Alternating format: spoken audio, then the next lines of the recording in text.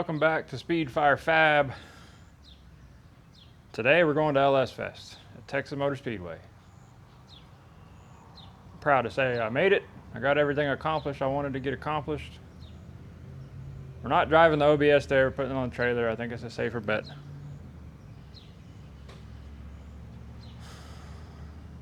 But if you're watching this, it's actually the next day, Saturday. I was supposed to be there today too, but I decided not to. Bad storms are rolling in. I didn't want to get caught out in the rain and the Scout and thunderstorms and hail and whatever else. I had a crew with me yesterday. I would have been by myself today, and I wasn't in the mood to do that. Yesterday was fun. I enjoyed it, and I'm going to show you some highlights on this video of all of that, everything that we saw. Not quite everything we saw, but everything I enjoyed and want to share. Thought was worth sharing anyways. It started out a little rough, and you'll see shortly into this video, and then I'll explain some more at the end, but there were some complications that basically leads to more work for me, more money for me. So y'all can laugh and enjoy in my misery because this is not going to be fun. But in the meantime, sit back, enjoy this episode. Some of the highlights from LSFest, Texas.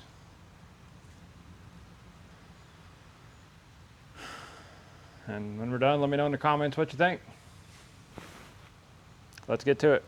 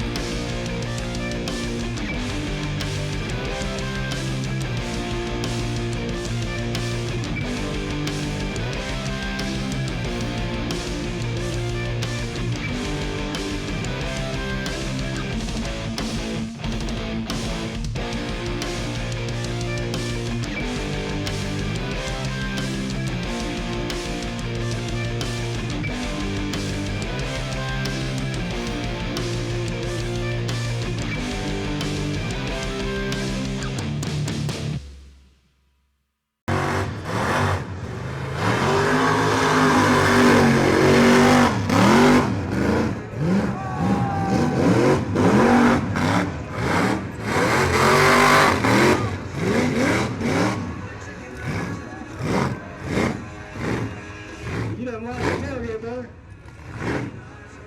Hold, please. Hey.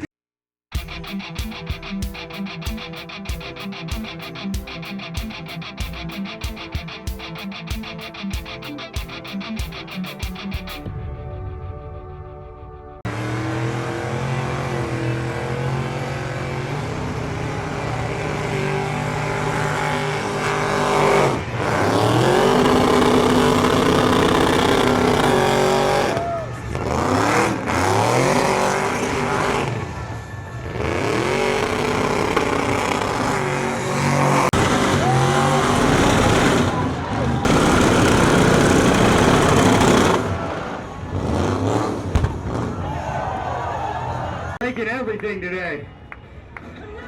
Y'all having a good time, Texas? This side's pumped. I don't know, this bleacher, man, y'all still awake over here?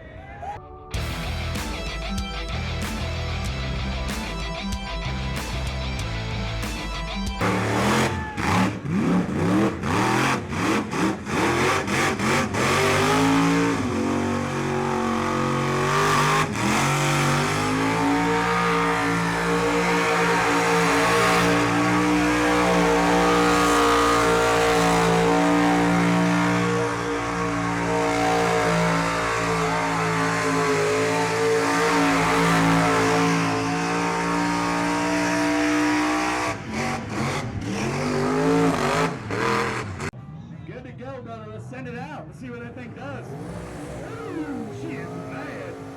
Let's go.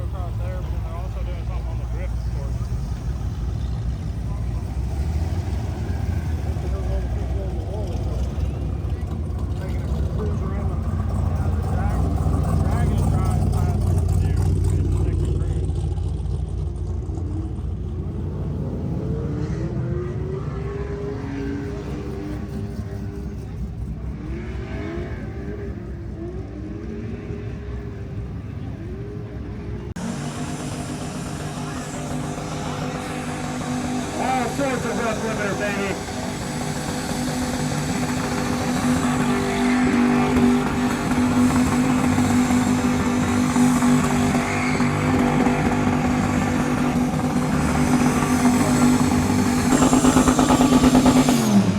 Man, you gonna get us kicked out, brother. LSFest, Texas, up.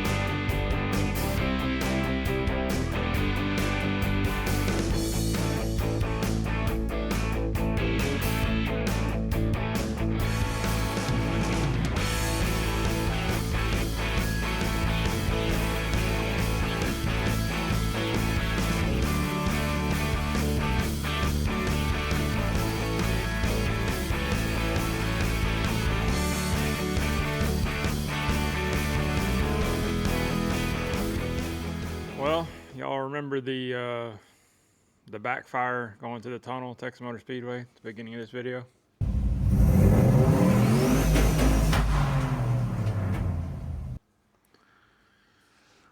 Yep, I did something stupid. Now I'm paying the price.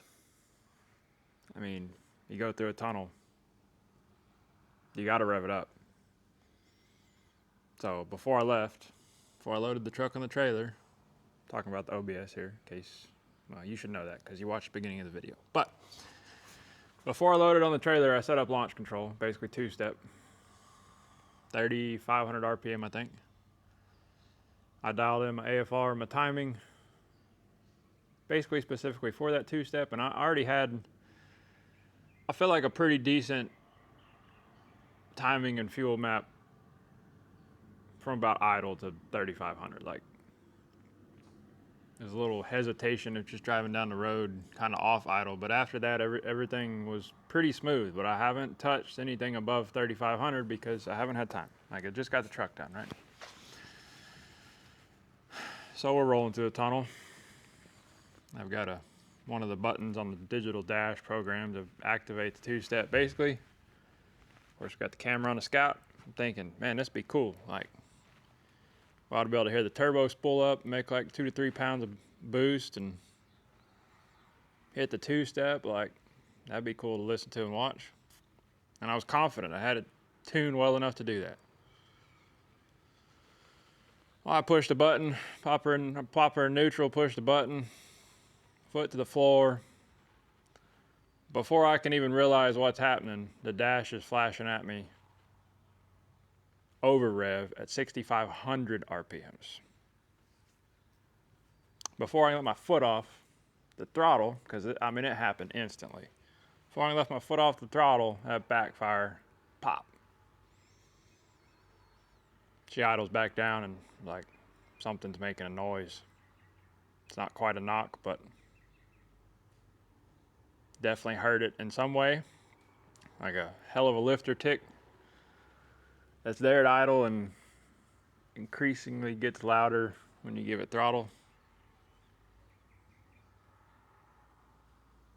My first impression was it had to go lean. I mean, I haven't done any tuning up there at high RPM. It's never seen 6,500 with this new setup. Well, I just looked at the data log, and she in fact went way lean.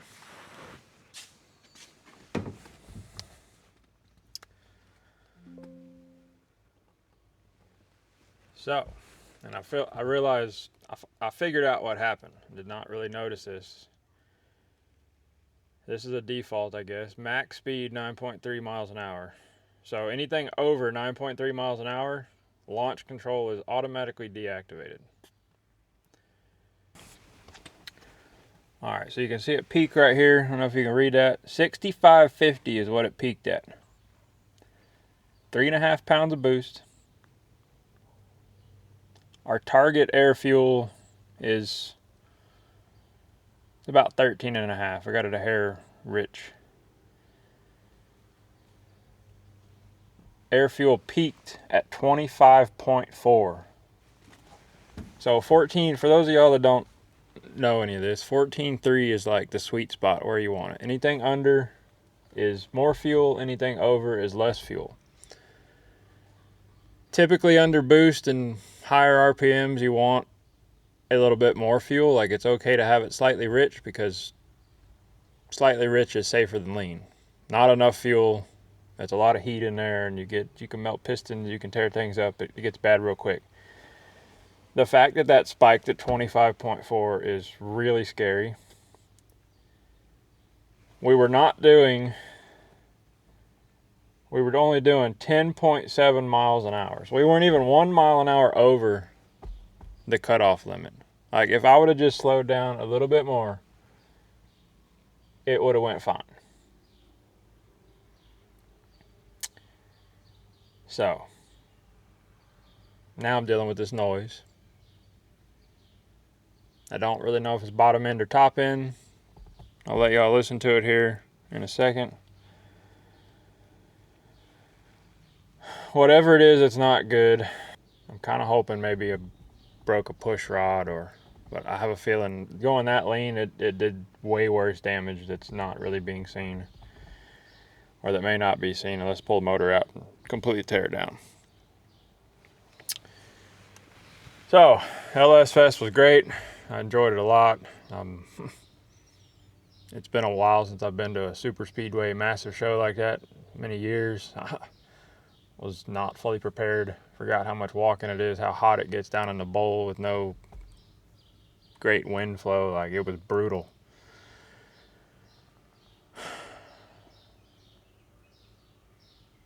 Am I mad at myself? A little bit disappointed in myself, but at the same time, like, it's hot rodding. Like, I was fully prepared to blow this thing up trying to figure out how to tune it.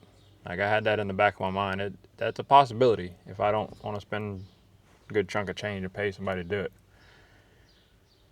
I'm just a little disappointed in myself that I let my little kid come out and I got ahead of myself, and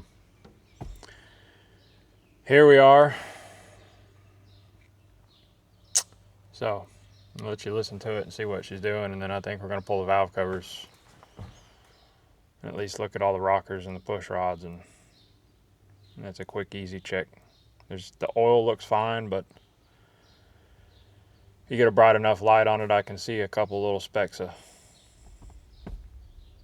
confetti, we call it, little silver specks of dust, metal dust, bearing dust maybe, I don't know. I got a feeling it's not good. So let's dive into it.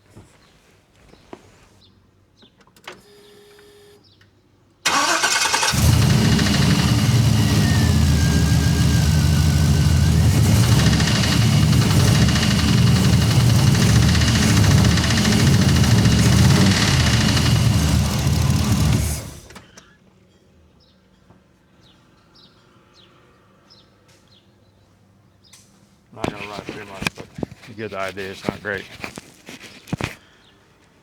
So we're gonna pop the coil packs off and pop the valve covers and at least have a look in there and see if we see anything weird, and I kind of hope we do. If we can fix it and band-aid it for a little while. If not, then I guess this motor's coming out and I'm either going to go through it or I have another 6-liter block with a blown up piston and I'll just build that one.